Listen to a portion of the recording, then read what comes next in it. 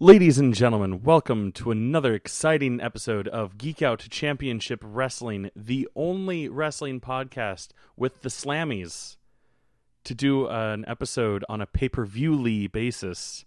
That's right, it's SummerSlam weekend, and although we were not here for a predictions episode, we are here for a recap episode. And I promise you, in our heart of hearts, we did discuss over chat our predictions prior to watching both the Takeover and SummerSlam. So trust that everything that we're about to discuss about, who won the weekend and what we thought was going to happen, all sincere. I, of course, am your host with the most, Mr. Chris, I Can Like More Than Two Wrestlers, Nolan, and across the ring from me, in the blue corner, because he's so sad, is my co-host with the co-most, Mr. Timmy C. How are you, sir? You always, when you're the winner, Yeah. you drag out your intros for you so much. Yeah. And I notice, the podcast where I'm the winner, and I take home the belt, and I brag and show off the belt everywhere I go, that you're like, pay-per-view basis, I'm the host with the most, this is a co-host, co-most, and let's get this going. Well done on your intro. Thank you. Fantastic. Thank you. I'm pretty proud of it. I feel like that's probably the best one we've ever done. So maybe just retire it from, not do any more intros ever until the next time I win. So next podcast? Yeah. Exactly. So we have exciting news to share. Yeah. Don't we? I'm sure we do. Well, yours truly, Yeah. and this host with the most, Yeah. we went to Smackdown 1000 last year, We did. right? We were on the floor for We were SmackDown there. 1000. So we are going to another show this year, We are. a big-time show. Yep. And for those of you that are diehard WWE and only listen to us for that, plug your ears. Yeah. Because we're going to AEW's first show. Woo! They are coming to DC for their first televised episode of their weekly show. What do they call it? It's something with dynamite or explosion or something like that. We're going to find out. Yeah, we will. We will find out. We're such great fans of the product. But no, I'm very excited. Well, for everything's this. really new, It's so true. you can't really True. hold it too much against us. But yeah, Did you see the markup on the tickets going on the... no. Yeah, well, it sold out in 3 hours. Yes. And we were lucky enough to get tickets. Yes. And the aftermarket, Mhm. it's like 2 to 3 times the amount Whoa. for each ticket. Oh.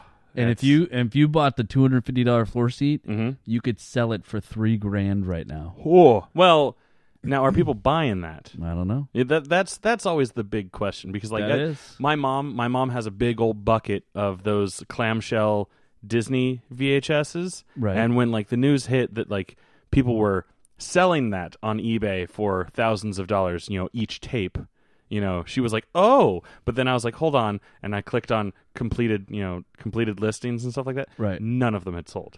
Oh, so they were just out there for that amount. Yeah. I But see. I totally believe it. Front, I think that those seats are just like the first 2 or 3 rows of Right. the floor. And you get to keep your chair. Yeah, you get to keep your chair. It's the first episode, the pilot, if I may, Yeah. of their weekly show. I am so excited that they chose DC to be the location because DC, we have wrestling fans, but we're not famously a wrestling town. That's right. We're not Chicago. We're not Philly, Yep. Vegas. Mm-mm. Granted, they've hit most of the big cities already with their pay-per-views that they've already done. Yeah. So I get it, or I get why they wouldn't go back to Chicago or something like that. Right. And I can kind of understand the correlation. Well, it's the nation's capital. Why not start there? And he's the American Nightmare. It's true. He is What the better American place for the American Nightmare to make his debut Nightmare, right? on a weekly episodic level. Yeah. Than right there. So I'm excited. You're excited. I am super excited. We will definitely report after the fact on how it was, because Chris takes copious notes during all of these events that we go to. I do. Barely have my head raised because I'm looking down at my notebook. Well, and that's good for the people sitting behind you because they wouldn't be able to see either. It's true. So, but anyway, super excited. We wanted to make that announcement up front. Yeah. Speaking of excited, we have an NXT Takeover to talk about, which has it ever let us down, Chris? No. Exactly. So we had Takeover Toronto. So we're up in Canada. Right. Exactly. And living the dream in Canada. Yep. So let's start with the NXT Tag Team match. We had the Street Profits. Yes. And they were up against the Undisputed Era. But minus Roderick Strong and Adam Right. Cole, It was just Bobby Fish and Kyle O'Reilly. That's correct. Which are the de facto tag of that stable. That's correct, if you will. Yes. Which I like. I like that you kind of have the separate. If I can digress and just talk about the Undisputed Era for a hot second, I like that they have Adam Cole, Bay, who is like your top guy. Right. You got Roderick Strong, your favorite, my favorite. Who you used to hate him. I used to hate him so much. Great. And I loved him. I was like, "You'll come around." He's like, "Nope." You were like, "No. Once he turns heel, you'll love him. You'll love him. He's so good. He's so good." And I was like, "Are they ever gonna fucking turn him heel?" He's like your mid card. Not to like downplay his skill in the ring, but talented.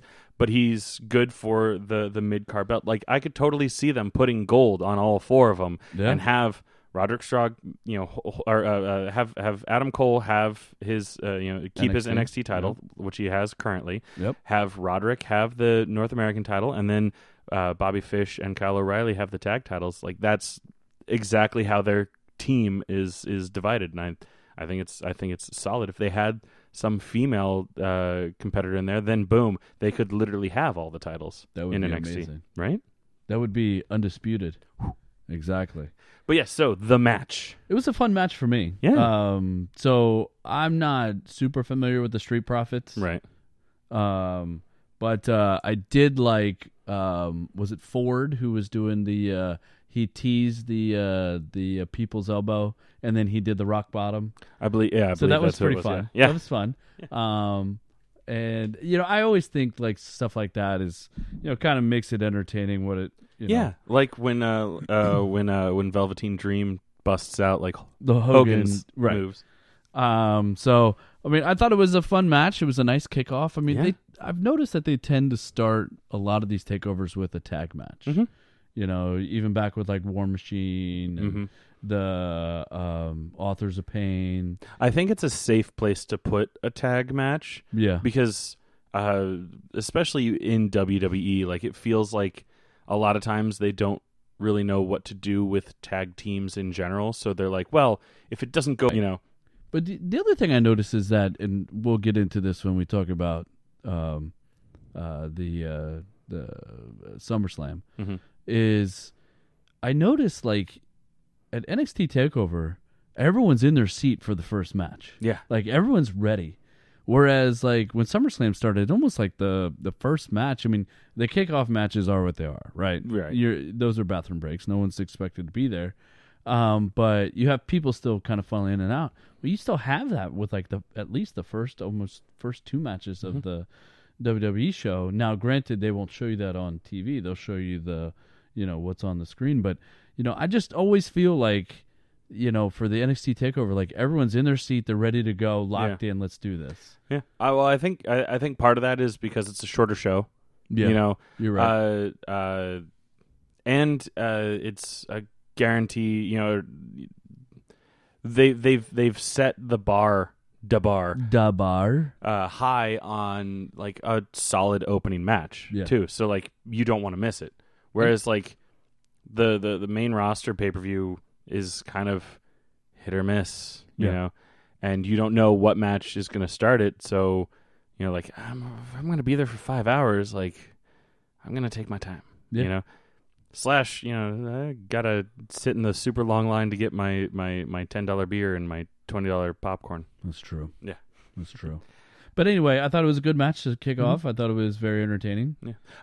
Real quick, I think another thing that does help is that for the people there live, the pre-show, as it were, for a takeover is the following week's episode of NXT. They film the following week's NXT during the kickoff show. That's right. So I think people are already there. Yeah. It's like more of a guaranteed that it's going to be a good thing rather than like a throwaway. Only people that are watching the kickoff show are going to see this, but like, no, people that are watching NXT week to week are going to see this. Yeah. No, you're right. Good point. Next one, Candice LeRae, Io Shirai. These girls can go. Io Shirai, man, I love Io Shirai. Super impressed with her. Yeah. This was probably, in my opinion, kind of her breakout. She and I'm really glad that Candice LeRae is getting something because for a while there it seemed like they had forgotten about her. Well, they shouldn't forget about her anymore after watching that match. Right. I tell you, there was a lot of action, a lot of back and forth.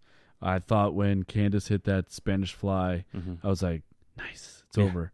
Because that's who I picked. Yeah, yeah. Well, even I was like, oh damn, it's over because I picked Io. Yeah. Real quick. Since we talked about the tag match, let's fill the people in. Right. For the tag match, I had the Street Profits. Right, and I had Undisputed Era. So already 1-0 in my favor. Exactly. Yep. And then as we just mentioned, Candice. And you had Io Shirai. 2-0. Yep, good for you. Yeah. But overall, I thought it was a very entertaining match. Yeah. It was fun. I don't know, man. We'll get into this when it comes to the women's NXT Championship, but you gotta love the direction and the talent because I feel like we went through a little bit of a lull. And I'm not trying to diminish Shayna Baszler, but I feel like that's why her run has been so long because we don't have, really that it. I was about to say I was really happy that they had a second women's match on the takeover. Yeah, over a grudge. Like it wasn't over a belt. No, wasn't over a man, which that gets boring too. 100%. But yeah, it was just over. Oh well, you punched me. When I was trying to help you, so let's have a match. Yeah. No, it was very good. It was 100% great too, and that they work so well together too. That Koji clutch, though, I tell you, I think Candice may have really been asleep. Then we had a kind of a makeshift match that neither of us knew because it was kind of Matt Riddle came out of the stands. Yeah. And he called out Killian Dane. And they kind of had like an ad hoc match, which was kind of beast because, you got to really see Killian Dane really kind of show off again. He's back down in NXT after being on the main roster. Which I like. Sanity. I like him getting, singles push. Yeah. Because I keep hearing about how he's the Beast of Belfast, and how he's so cool, he's such a great wrestler. You didn't really get to see him do anything in Sanity. You saw it at War Games. Yeah, you saw him a lot. That's where I first really was like, wow. But Matt Riddle is everywhere, man. Yeah, everywhere. And he's challenging Bill Goldberg. Yeah. He's like, hey, bro. And Goldberg's like, I'm not your bro. And he's like, okay, bro, see you later. So I'm a fan, man. I'm a fan of Matt Riddle. I think he just continues to be better and better as he goes along. And he's adding to kind of his moveset. So I'm anxious to see how far he goes. North American Championship, triple threat. We had a fine match. The Velveteen Dream. We had Pete Dunne, and we had your boy Roderick Strong. Roderick Strong. I tell you, that match, as it went along, now there seemed to be action from pretty much the start. Oh yeah. But that match, as it went along, I don't know about you, man, but I really did not. I was okay with any of them winning. Yeah. No. And any of them could have won that match. Yeah, sometimes you can see where the story is going. Right. And this one, I agree. It was I was like, this could go to anyone. And I'm right off the bat, I'm okay with it going to any of them because all three of them are great wrestlers. Yeah. I prefer Velveteen Dream because he's my boy. Right. But any of them could do great with the belt.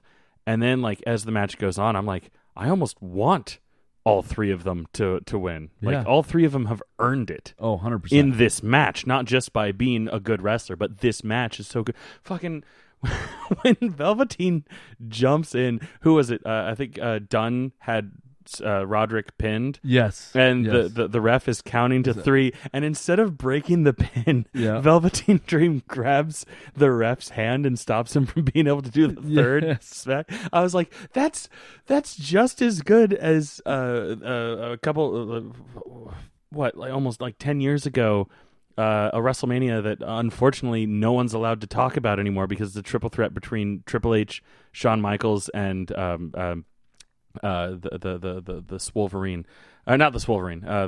That's the Rabid Wolverine. Are you thinking Alex Riley? No, I'm not. No, I am. No, Chris Benoit. Right. Yeah. Yes. When I think it's Triple H has Shawn Michaels in a submission hold, and Michaels is about to tap, and Chris Benoit grabs his hand and stops him from being able to tap. And I'm like, how? But he could still say, "I quit." Yep. but it kept the match going. Yeah. And like just that kind of thing, like.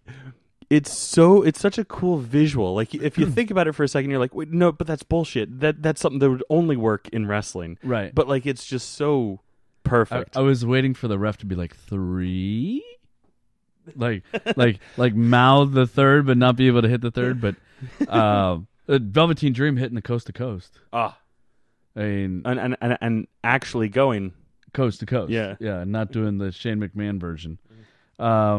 But anyway, that was such a fun match, man. It was a lot of back and forth. I really like this North American title. Hats off again to Trips for adding a new element to NXT. And it's great because these guys would not be fighting for anything if there wasn't for that title. Yeah, it's the North American title has somehow already elevated itself to. I think even higher. Like I put the Miz's Intercontinental Championship reign, the specifically the one that he had 2 years ago, right? I put that in pretty high regard because it's the Intercontinental Championship. Like it's one of the forgotten titles. I mean, granted, in the main roster, almost all the titles are forgotten. Belt. But yeah, like they're kind of always pushed to the wayside, but like Miz made it matter, while he had it, and then as soon as he dropped it, it stopped being a thing anymore. Yeah, but like the North American title, I would say it's easily right up there with Miz's run with the IC title, but it's the title doing it. Like it's the fight for the title, not one particular person. Well, and even before The Miz, like if you go back to wrestling 10, 15 so years ago, even 20 years, like the Intercontinental Championship was a big deal. Yeah. Like guys like Chris Jericho and others, it was a big deal for them to go after these belts. It wasn't all or nothing with the WWE title. It was all of these other belts, even like the Cruiserweight belt, I wish they would do something more with it, just like they've done with the North American title. But anyway, so I think we both had the Dream there. No, I have you as having Dunn.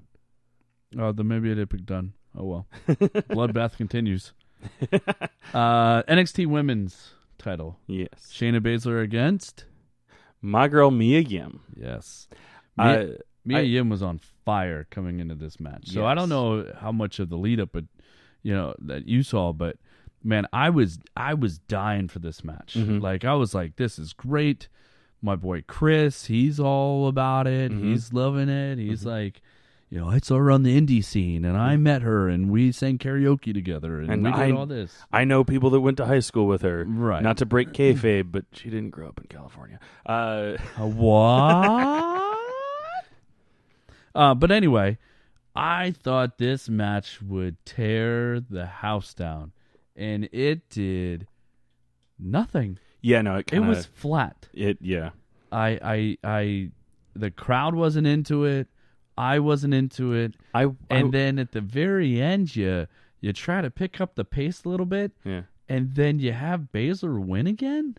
I think about halfway through the match, like, it dawned on me. I was like, I think at least Mia, but possibly both of them, are not into the finish of this match, neither of them it definitely looked like Mia wasn't putting everything into the match. Well, it's almost which is a shame because she's so good. Well, it's almost like they told her at the last minute, "Hey, you're going to lose." Yeah. And she was like, "What?" Yeah. Great. Whatever. Yeah, and so she just like no fault of her own, but she just lost her stamina. She lost she lost her heat. Yeah. You're exactly right, because she was. That's what it felt like. She was on fire. Yeah. So unfortunately, I think we both got this one wrong. Yeah. And for Baszler, I she's not much of a face. No. She's not much of a heel. No. I don't know who you put up against her other than maybe another rematch. Yeah. I would like to see a triple threat. Yeah. Between Io Shirai and Candice LeRae or maybe make it a fatal 4-way with all of them. Yeah. But I don't know. Throw in the EST in there. Yeah. Bianca Belair. She's never lost. Yeah. Well, kind of. But the way that they were building up this match, and you know what? That's probably what the problem was. The build up to it telegraphed that it was Mia Yim that was going over. So they were like, "Well, we got to surprise them. Yeah. We can't tell them who's winning." But that's a very Vince thing. Yeah, it's not an NXT thing. You are right on point there. I almost dipped into my Vince impression to say that. But you are right on target. That is exactly what I was thinking too. Yeah. So anyway, we'll see what comes of that. Yeah. Let's get into one of the best matches I think I've ever seen. So inversely from the women's championship match, the main event tonight. Yes. Adam Cole, Bebe. That's right. Versus Johnny Gargano. Mm-hmm. Was probably the least excited for a match I was on this card. Really? Yeah. Well, how come? So I've kind of hit the point with Johnny Gargano that you were at a couple months ago, where you were the Johnny Wall. Yeah, the Johnny Wall, where I'm just like, okay, I'm kind of over him being like the main event. I hope this is the last he's fucking around with the main the top title for a while. So what do you want him to do? I don't know. Maybe get called up again. Yeah, maybe. Or maybe go after the North American title. Like, that might be fun. Or just fight random people. But like, or take a breather.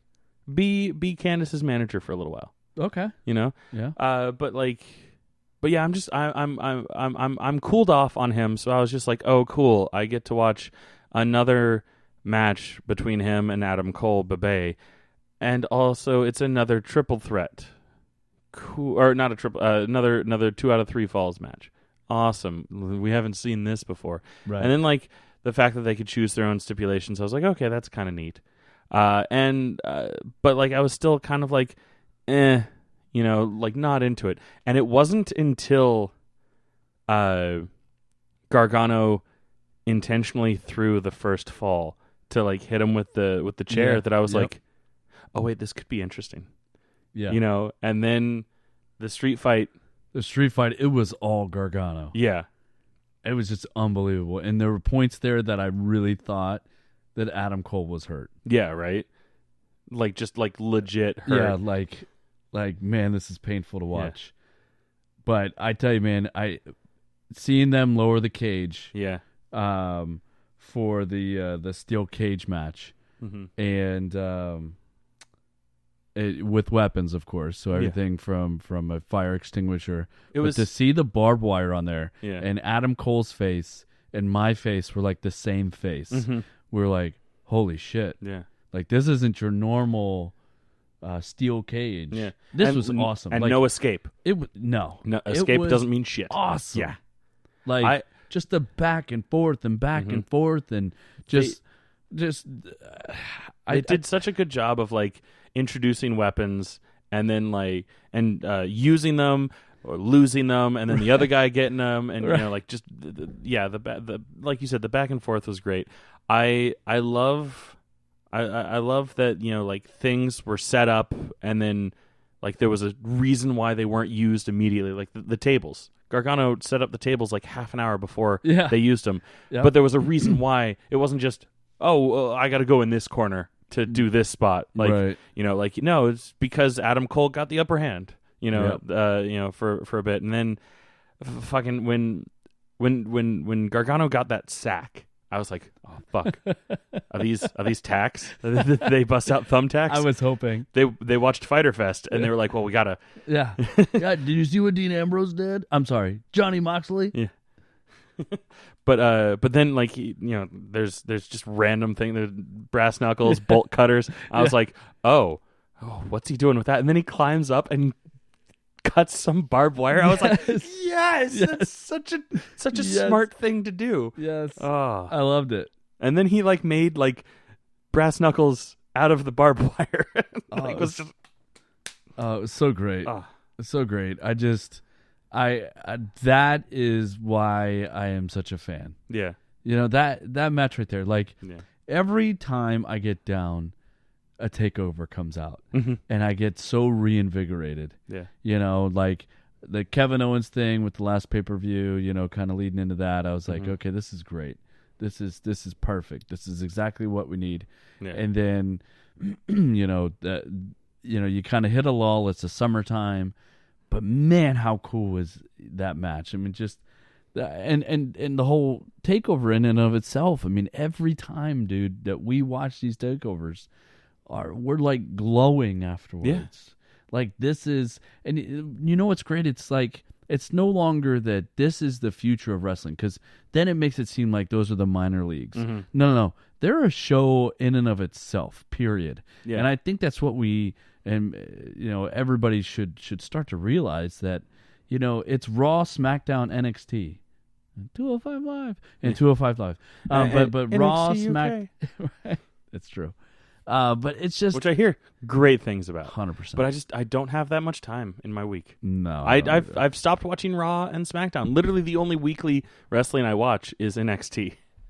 And that's the and best. I'm better for it. Yeah. And then, you know, I go to my indie shows for my you know, monthly fix of live wrestling. And if I didn't have a full schedule of entertainment myself, I'd be right there with you. Yeah. But overall, I thought that match, and I'm telling you, that's the match of the night, match of the year for me so far. It's just, and if you at home listening have not seen it, do yourself a favor. It was pretty much, it was almost an hour. What? It was like 50 minutes? Yeah. It was pushing an hour for just the main event. Worth it. Yeah. Worth every second. Yeah. Speaking of which, where is your gig on September 28th? Oh, well, hold on 1 second. We're going to do this live on the air. Oh, September 28th? Yeah. I am out of town. Oh. Yeah. Because that's the next primetime pro wrestling. By the way, since we're talking about NXT TakeOver, Primetime Pro Wrestling, you can see Coach Gator, or I'm sorry, Mr. Gator, because he's not Coach Gator. Coach Gator is Earth 2 Gator. This is Earth 1 Gator. You can see him in the front row of NXT Takeover and the following week's, or last night, as of we're recording it right now. Sure. Episode of NXT. And he's wearing his bright ass red Primetime Pro Wrestling shirt. So shout out to Gator. Did you mark out? I did. You got excited? You were like, I know him. But he's always sitting in the front row though. He has some good hookups with with seats. With tickets. Yeah. He was the guy that I bought the tickets off of when I got to meet Wale at that Raw. Oh, yeah. Yeah. Good old Wale. DC chillin'. Yeah, right. PG chillin'. But yeah, so shout out to Primetime Pro Wrestling. If you're in the DC area and you want some DC wrestling, they do a somewhat monthly show because I think it's like I think so far it's worked out to like pretty much every other month at DC Brow, a sweet ass brewery in the heart of DC. Yep. So peep that show. You can search for them on Twitter. That's where they post all their the links to where you can buy tickets. Buy them fast. They sell out. And it's really good. They need you as a spokesperson. Yeah, right? Yes. Follow at the E.G. Nolan for all other... That's not my handle anymore. It's Chris E.G. Nolan. I know. And now only with one E. Oh, really? Yeah. What happened to the other one? Oh, because it was part of the word the. And I don't have the in my handle anymore. The would have been cool. The G. Nolan. Yeah, that's true. Yeah, that was my old handle. Now it's just Chris E.G. Nolan. Yeah. Yeah. Anyway. It's more professional, I guess. You think? I don't know. I don't know anything about being professional. No, mine's Follow my Twitter. You'll see. Mine's still Timmy C. Yeah. Yeah. Isn't it Timmy C like 86 or something? 84? Yeah. I don't know why I thought you were younger than me and said 86. Yeah, well.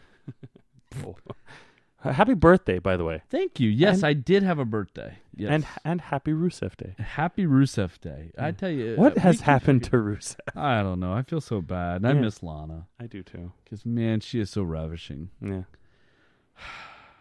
Alas. Yeah. We had a SummerSlam. We did. You want to kick it off? Nah, I don't remember what the match order was. That's why you got me. Yeah. I got you covered. Yeah. At least I paid attention to this pay-per-view. Cruiserweight Championship. Yeah. Drew Gulak. Yep. Against... Lorcan. Well, I say that because, like, there was a picture of him on Twitter where he's got, like, these enormous fingers. Yeah. And, like, he's pointing it. And those of you who are not here, not seeing me point at Chris... Yeah. But, like, somebody photoshopped it and extended his finger out. He was like, oh, this is funny. He has a long finger. Long one finger. Anyway. I remember months ago, like, around the time that he was doing his best of 7 with Danny Burch, and he came out, holding his finger up, was when I first made the joke. I was like, He's making a 1 with his finger. Yeah. Like, he's clearly trying to tell us that it's 1-y. Yeah.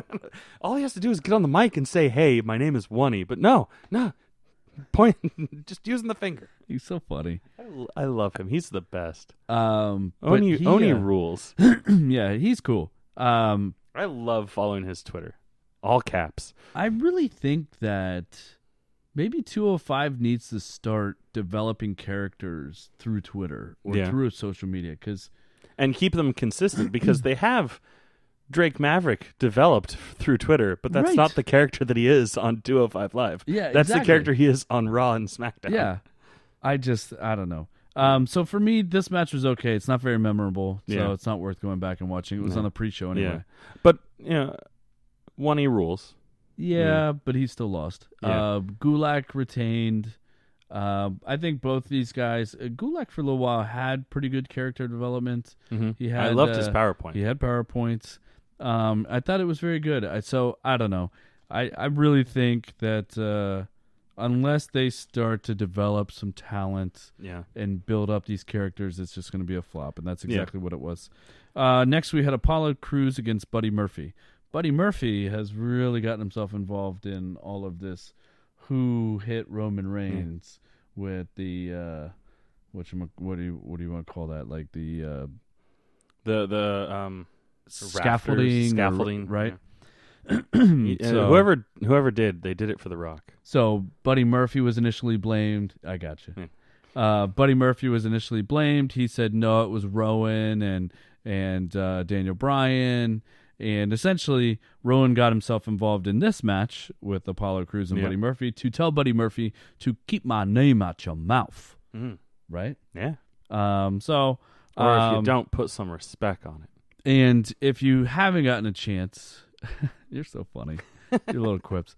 If you haven't gotten a chance, Buddy Murphy and Roman Reigns have a really good match this week on Raw. So if you haven't gotten a chance to watch it, that is definitely worth it. All right. Very good match. But I like the push Buddy Murphy's getting on, more of a mainstream as opposed to 205. 205, I thought he was a great champion. I mean, he is the WWE's best kept secret. Mm-hmm. Yeah. And it's almost like the breakup with Little Miss Bliss has really helped him out from his character development. Right? But anyway. It gave him the push he needed. So we had that. Then we had Elias come out. By the way, have you peeped my newest pop?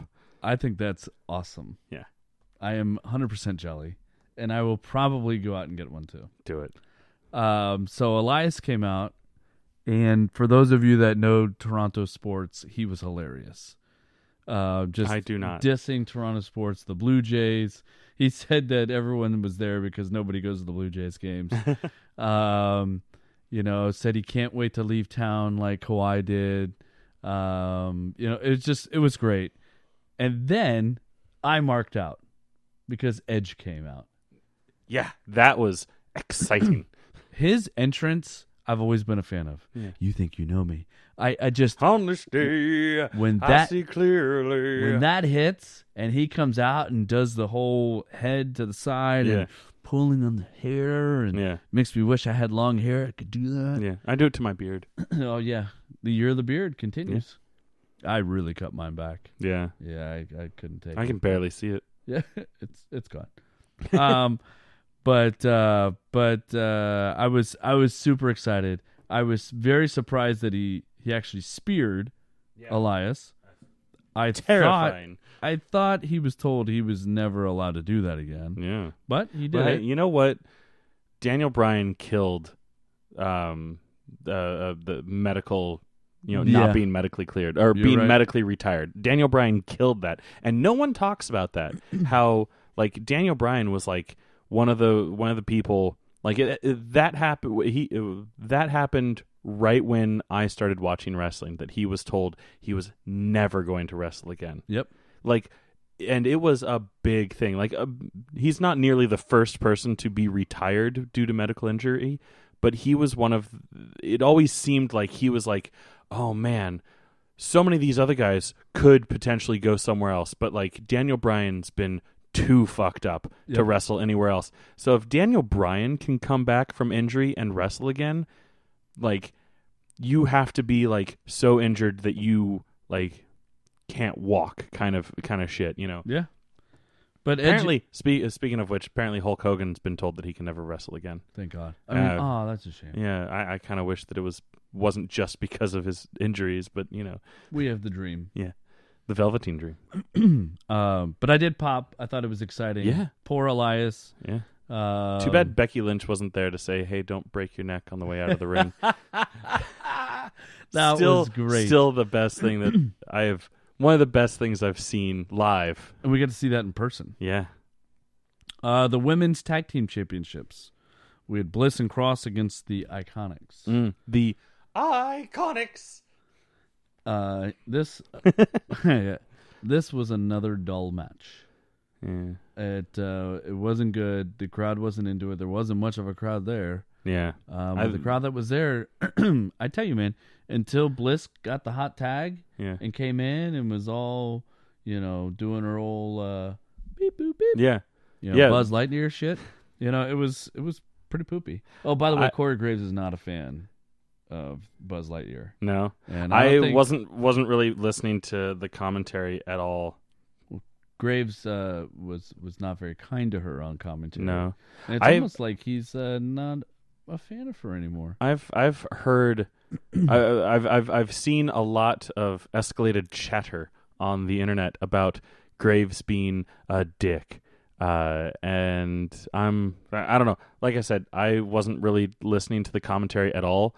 So I didn't catch what he was saying. I think it's just I've cooled off on Graves a lot because I can't remember if I've talked about it on the podcast recently, but remember a year or two ago that I was back when he was still on NXT. Yeah, I was like, oh man, Corey Graves is the shit. He's the greatest commentator that we have right now. I am really done with him. Back when he was shitting on Sasha Banks all the time, like I was kind of like, Well, I think he's becoming more and more scripted, or predictable, and that's kind of losing its luster. Fair. Or maybe we're just tired of the same act. Could be it. So the crowd not really into this. Of course, Bliss and Nikki Cross won. I think we both had them, so I think we're all on the same page as we go into the main show. We got the Raw Women's Championship match, which was real quick, just to go over those matches. Who did we? Oh, is the 205 Live match the only one that we knew about going into? Okay, we had 10 matches, and we both chose poorly. Yes, we both chose one. And then the women's tag match hadn't been announced until like the day before. Because wasn't it supposed to be on the following Raw originally? And then they were like, "Oh, why not have it on the pay-per-view? Yeah, let's throw it in for the pre-show." Yeah, so it wasn't even on the main show. Yeah. Okay, so Raw Women's Championship. It's a submission match between Becky Lynch and Natalya. I like that there was a stipulation. Yeah, I think they need to do more matches with stipulations. Where it doesn't have to be Extreme Rules to have a stipulation. Although it's Extreme Rules, there were only 2 matches with stipulations. Yeah, right. But I thought the match was fine. I think these are 2. Natalya is who she is. I think. Everyone pops for the sharpshooter, especially in Canada. That's true.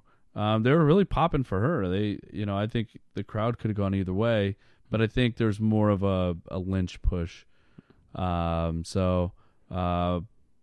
sharpshooter was in.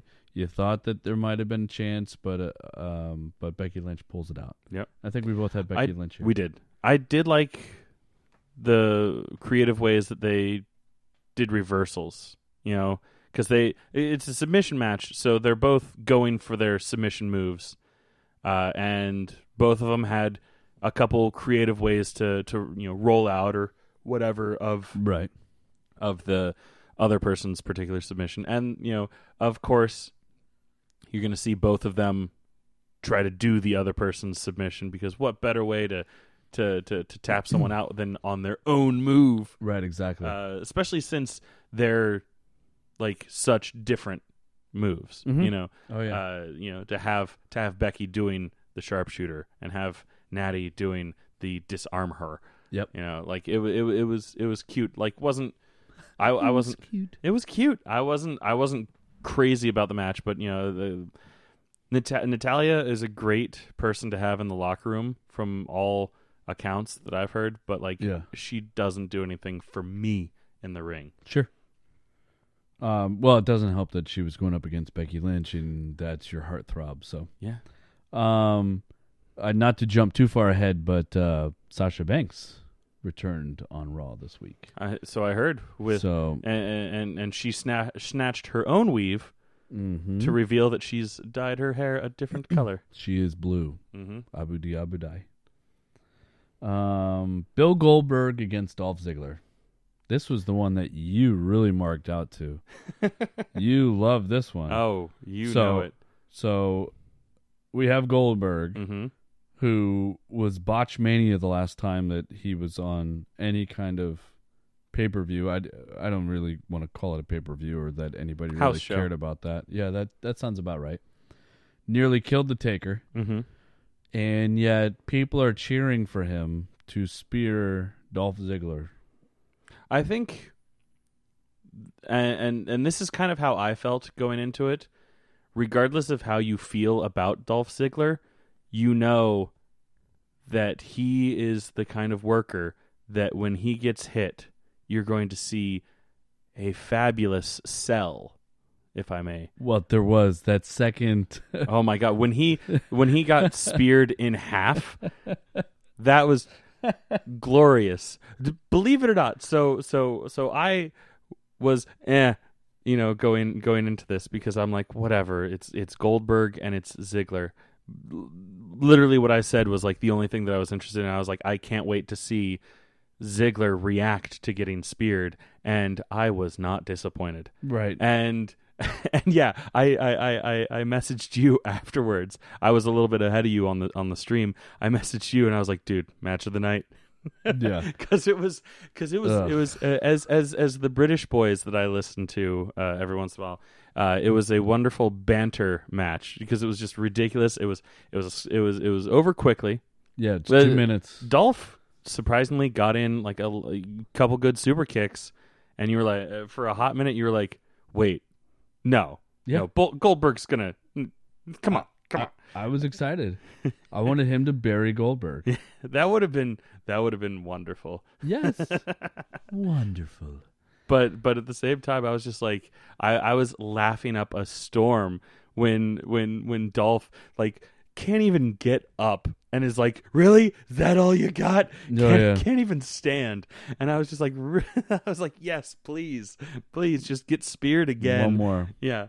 Oh my God. Well, rumor has it, my boy, he's SJY 3000. He likes to get those insiders.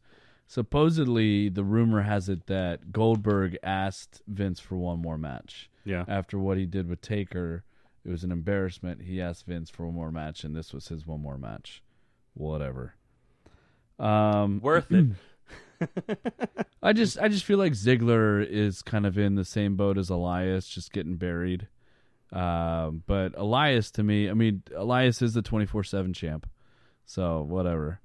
But U.S. Championship, AJ Styles with the OC against Ricochet. Mm-hmm. And this is the second pay-per-view between these two. And I honestly think the first match that they had that wasn't a pay-per-view before these two pay-per-views that they've done against each other was probably the best match out of the three. Mm-hmm. And that's unfortunate because, this one, it was okay until the end. Now, Ricochet kept going back and forth, like, essentially trying to fight off Anderson Gallows, thinking that they would get involved in the match, but they didn't. And at the very end, hitting the Styles Clash. I thought the match was fine. Don't get me wrong. They're both very good workers. I just feel like they kind of blew their load early. Yeah. So AJ Styles with the OC won. Smackdown Women's Championship. We both had Ember Moon here. Yes. And we both are big fat losers. Yeah. Because they kept the belt on Bayley. Yeah, right. This match was not very memorable in my opinion. No, I can't even remember anything about it. I think Ember Moon, in my opinion, carried Bayley more than Bayley carried Ember Moon. They really didn't have very good chemistry in there. And I'm kind of surprised. I thought, Ember she could start a title reign now. Mm-hmm. And yeah, I don't know. Maybe they have something else in store for Bayley, but alas, we both were big fat losers here. Yeah. Next match, Kevin Owens against Shane McMahon. Kevin Owens comes out in a Fight Toronto fight shirt. Mm-hmm. Of course, the crowd marked heavy for him. Shane came out and said that he needed some help, so he brings Elias out as a special enforcer. Mm-hmm. Which, again, I kind of groan because you know how I feel about Elias. I like the guy. Him being a special enforcer for Shane O'Mac.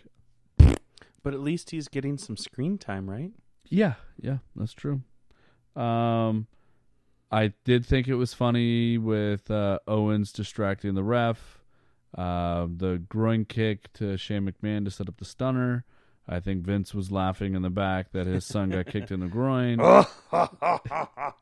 Exactly.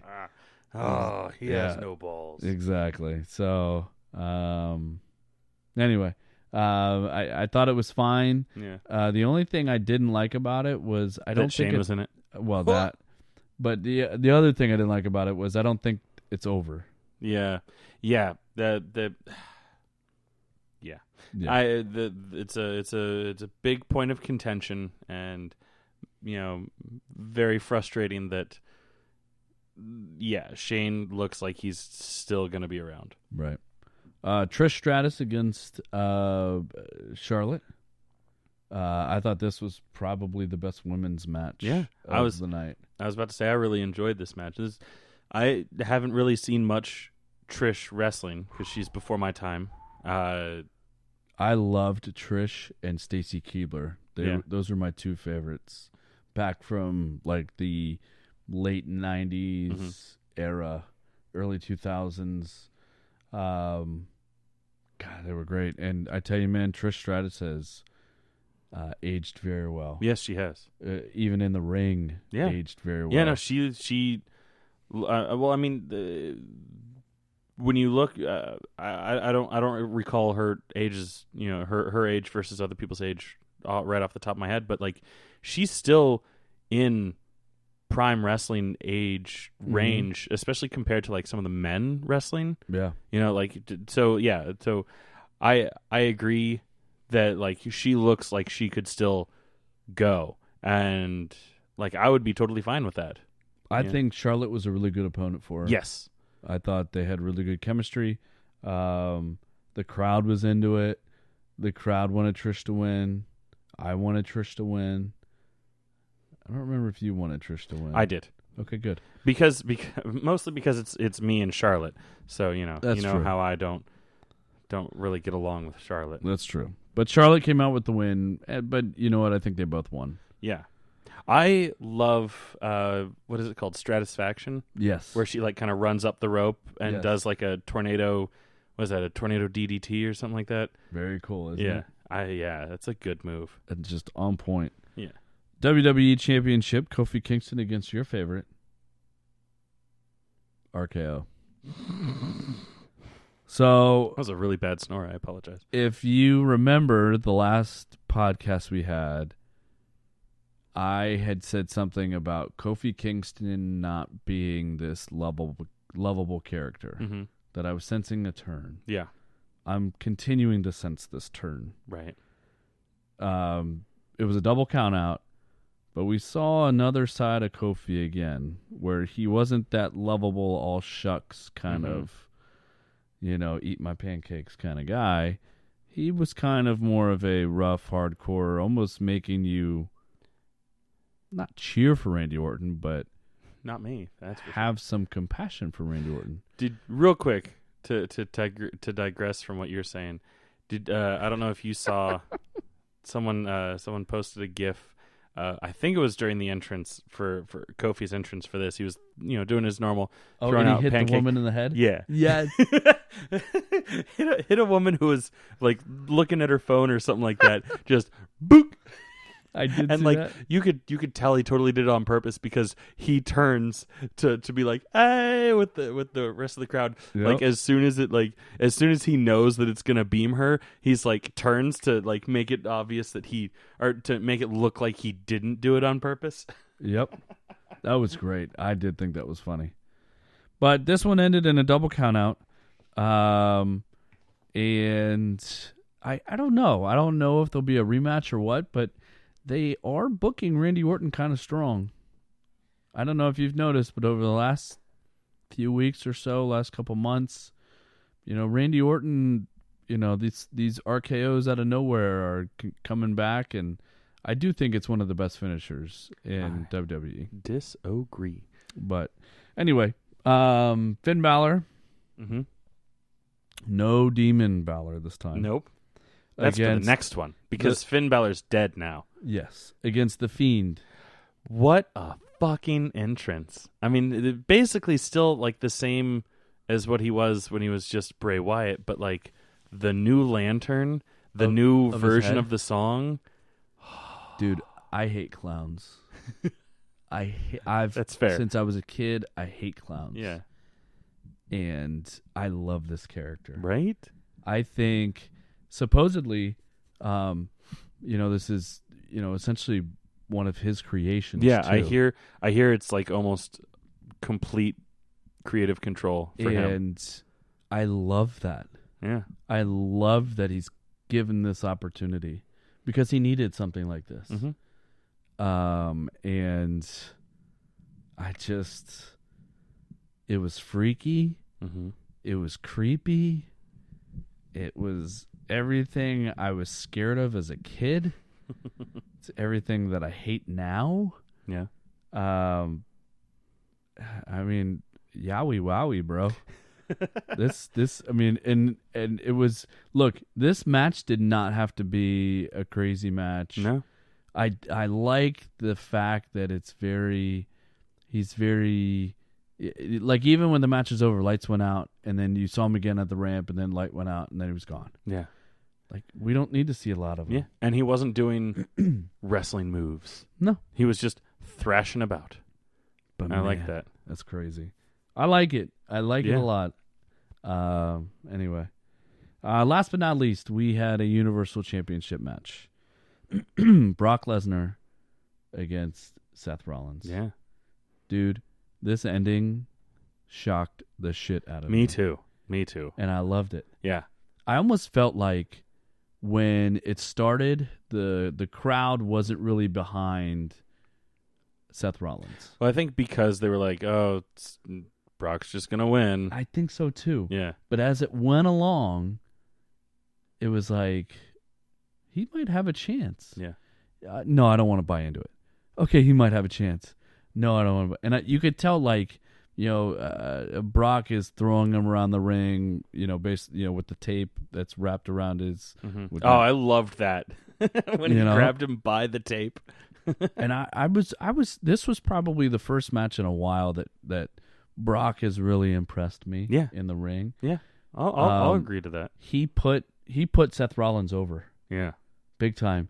And when Seth Rollins hit that curb stomp and he kicked out of it, I was like, well, that's it. Yeah. Now it's time for him to win. And that wasn't it. And, when Rollins won, I jumped out of my chair. Yeah. I was excited. That's the type of matches that we want to see. And I love it. Seth Rollins is on such an incline. It just continues, and I love it. I called this almost a year and a half ago that it was going to be time for Rollins to come back around, and he is. Year of Rollins continues. Yeah, I'm very happy for him. There was not any dull moments in the match. Yeah, which I think Lesnar tends to do sometimes. Yeah, I was very impressed with being able to keep my attention, because Lesnar is a pretty boring wrestler until he's like, okay, well, it's time for me to do 1,000,000 F5s. Right. Torture time, bitch. Yeah. For him to pull something like this out. But big fan of that match. Yeah. Very big fan. So anyway, I think we both picked Rollins for that one. So I think we tied. We did.